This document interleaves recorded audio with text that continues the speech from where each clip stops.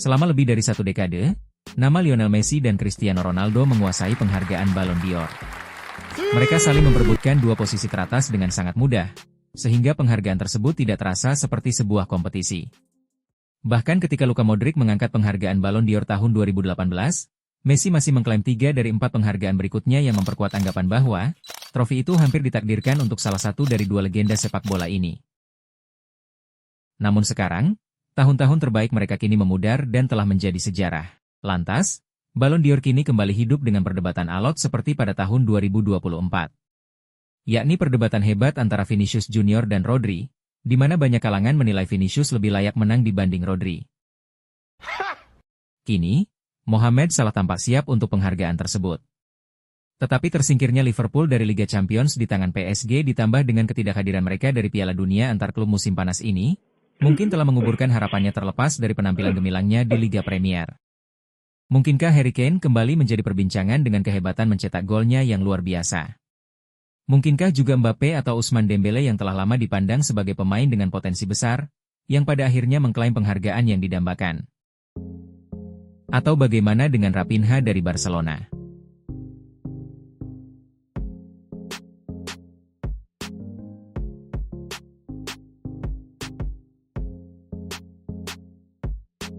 Selama beberapa tahun, El Barca terbang di bawah radar mereka. Tersingkir lebih awal di Liga Champions, bahkan terkadang tersingkir di babak penyisihan grup, dan hanya meraih 1 gelar La Liga dalam 5 musim terakhir. Meskipun mereka masih dapat memberikan momen-momen kelas dunia, tapi nyatanya mereka jauh dari mempertahankan bentuk yang dibutuhkan untuk menghasilkan calon pemenang Ballon d'Or. Namun untuk musim ini, segalanya mungkin berbeda. Tim asuhannya Hansi Flick ini sedang mengejar treble bersejarah setelah menyingkirkan Benfica untuk mencapai perempat final UCL. Selain itu, mereka juga duduk nyaman di puncak La Liga dengan satu pertandingan di tangan atas Real Madrid dan Atletico. Sementara di semifinal Copa del Rey melawan Atleti, mereka akhirnya siap setelah hasil imbang 4-4 yang mendebarkan di leg pertama. Untuk pertama kalinya dalam waktu yang lama, 3 trofi mungkin saja bisa diraih oleh satu klub, dan satu orang adalah nyawa dari semuanya.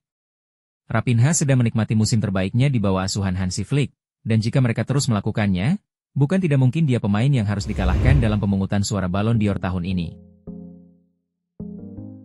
Pemain Brasil itu memiliki 48 kontribusi gol yang mengejutkan di semua kompetisi musim ini, hanya tertinggal dari Mo Salah di 5 liga top Eropa, meski ia bermain 1 games lebih sedikit.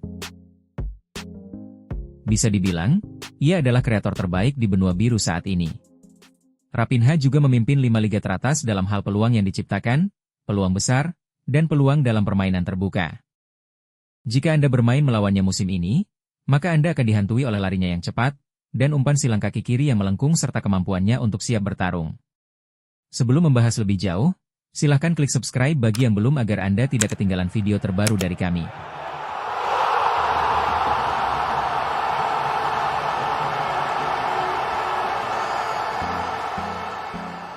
Keterlibatan Raphinha di ajang Liga Champions sejauh ini sangat berpengaruh, dengan torehan 11 gol serta 5 assist dalam 10 games atau pertandingan. Faktanya, jika Anda mengecualikan penalti yang tampaknya adil, lantaran ia bukan pengambil utama penendang penalti tim, kontribusi Raphinha sudah menjadi pengembalian terbaik oleh pemain Barca dalam satu musim Liga Champions musim ini. Namun, bukan hanya angka-angka saja yang menentukan keterlibatannya di Eropa, melainkan kemampuannya untuk bersinar di panggung terbesar dengan momen-momen yang mengubah permainan tim. Misalnya di babak penyisihan grup, ia mencetak hat-trick dalam kemenangan 4-1 Barca atas Bayern Munich. Di mana, laga tersebut masih dihantui kekalahan memalukan El Barca musim-musim sebelumnya. Selain itu, ia juga mencetak gol kemenangan melawan Benfica di leg pertama babak 16 besar, meskipun timnya bermain dengan 10 orang sejak menit ke-22. Mengingat format UCL yang baru diperluas, maka itu memberikan lebih banyak peluang dengan 2 pertandingan tambahan per tim. Tetapi jika dia terus mempertahankan momentum ini, dia bisa saja membuat rekor untuk keterlibatan gol non-penalti terbanyak dalam satu keterlibatan kompetisi.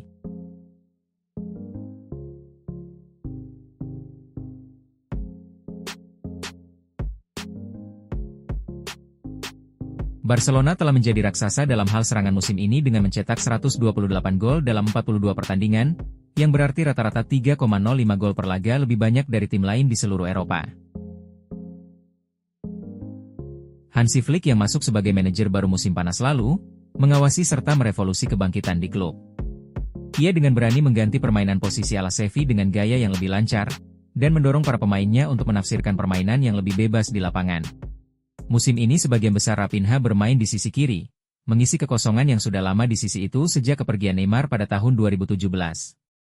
Namun seperti di leg kedua melawan Benfica, di mana ia mencetak 2 gol krusial pada kala itu.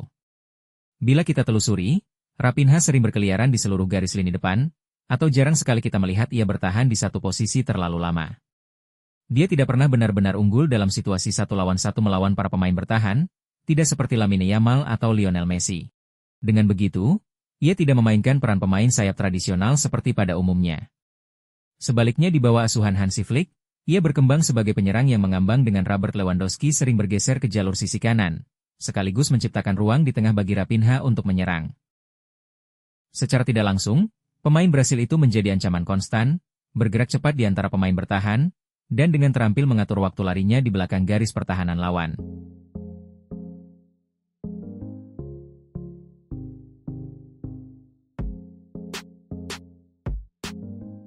Meskipun latar belakang pemain tidak selalu menjadi titik fokus dalam diskusi tentang Ballon d'Or, nama Raphinha tentu layak untuk ditelusuri. Mengingat betapa krusialnya kontribusi terhadap tim sejauh ini. Ketika usianya menginjak 18 tahun, ia benar-benar tumbuh dengan mengasah keterampilannya di turnamen Várzea yang terkenal di Brasil. Turnamen itu terkenal tak kenal ampun bagi para pemain yang bercita-cita tinggi, dan berusaha mati-matian untuk mendapatkan kontrak akademi atau klub profesional. Dia kemudian pindah ke Eropa pada tahun 2016 ketika berseragam Victoria de Guimaraes sebelum akhirnya pergi ke Sporting Lisbon, dan kemudian ke Stade Rennais FC. Namun ketika berkarir di Leeds United Inggris, ia benar-benar meledak. Pemain sayap itu berperan penting dalam gaya menyerang ekspansif Marcelo Bielsa, serta memulai kekaguman yang luas di seluruh Inggris bahkan Eropa. Setelah membantu tim yang baru dipromosikan finish di paruh atas Liga Premier di musim pertamanya, ia tampil lebih baik lagi di musim keduanya, di mana ia memastikan timnya menghindari degradasi pasca pemecatan Bielsa di pertengahan musim. Ketika El Barca datang memanggil pada tahun 2022, ia awalnya berjuang untuk beradaptasi setelah hanya mencatatkan 6 gol sebelum Piala Dunia 2022, dan seringkali mendapati dirinya masuk keluar dari starting line-up tim. Kebangkitan Dembele musim itu semakin memperumit masalah, karena pemain Prancis itu akhirnya tampil konsisten setelah bertahun-tahun dirumorkan pindah klub dan penampilan yang mengecewakan. Setelah 2 musim berjuang untuk menemukan ritme permainannya, dan kemungkinan besar El Barca akan merekrut bintang Euro 2024 Nico Williams, tampaknya para Culés meyakini Raphinha akan dijual sebagai gantinya. Lantaran kondisi finansial klub yang belum stabil, ia pun bertahan membungkam keraguan padanya dan membayar kepercayaan klub kepadanya. Ya, itulah Raphinha. Sosok yang tidak terlalu terkenal perlahan tapi pasti, semua orang akan berdecak kagum padanya. Sekarang di usianya yang ke-28 tahun, ia adalah kapten Barcelona dan pemain yang benar-benar membuat mereka bersemangat. Pada akhirnya Ballon d'Or tidak hanya menghargai kehebatannya saja, melainkan juga menghargai kisahnya. Kini Raphinha memiliki keunggulan angka statistik di pihaknya, tetapi angka-angka saja tidaklah cukup. Maka dari itu, ia membutuhkan trofi dan 1 atau 2 momen yang menentukan di panggung terbesar untuk mengubah kampanye yang kuat menjadi kampanye yang tidak dapat diabaikan. Mbappe memiliki kisah yang menarik di pihaknya, dan akhirnya menemukan pijakannya setelah kepindahan yang telah lama ditunggu-tunggu ke Real Madrid. Potensi kejayaan di ajang Liga Champions dan kesempatan untuk menyingkirkan PSG di semifinal, kisahnya praktis menulis dirinya sendiri. Rodri memenangkan penghargaan tahun lalu sebagai jangkar di lini tengah Manchester City dan timnas Spanyol. Dengan pengaruhnya yang diakui, hal itu menawarkan sudut pandang baru di mana penghargaan tersebut dapat dinilai. Setelah era Messi dan Ronaldo berakhir, mungkin tidak akan pernah ada pemenang yang jelas. Sementara Raphinha, mungkin bukan pilihan yang paling jelas, namun ia bisa saja menjadi pesaing yang paling layak diperhitungkan. Terima kasih sudah menonton hingga detik ini dan jika Anda menikmatinya, tekan tombol suka dan subscribe untuk lebih mengetahui banyak ulasan serta opini menarik lainnya, dan pastinya wawasan tentang sepak bola mancanegara. Terakhir jangan lupa juga untuk menekan lonceng notifikasi, supaya Anda tidak ketinggalan video terbaru berikutnya.